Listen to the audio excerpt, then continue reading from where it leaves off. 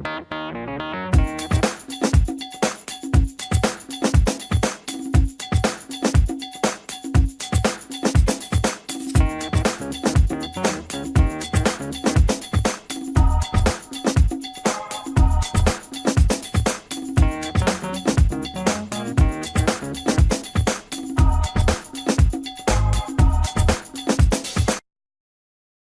this is Steve Sabludowsky, and we're here hanging out with Tyler Bridges, who has written a story that I think is very interesting, especially given the history of scholarships here in Louisiana. Tyler, how are you? I'm good, Steve. Thanks.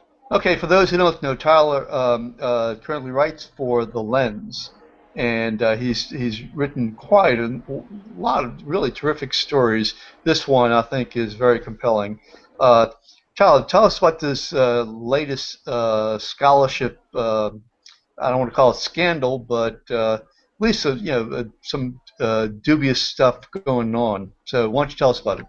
Sure, Steve. This past legislative session, a state senator from Baton Rouge named Dan Claytor sponsored a bill that the legislature approved, and this bill requires LSU to post on their website every single scholarship recipient, every scholarship awarded by every member of the Board of Supervisors.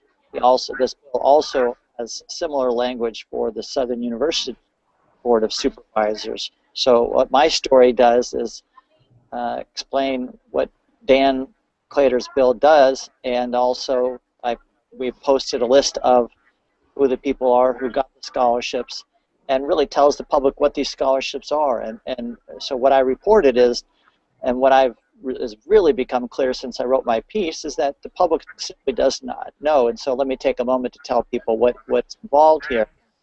For years and years and years, the LSU Board of Supervisors, which has 15 members appointed by the governor to 6-year terms, and then a 16th member who is a student, every single member of the 16-member board is allowed to award up to 20 scholarships a year to study at LSU.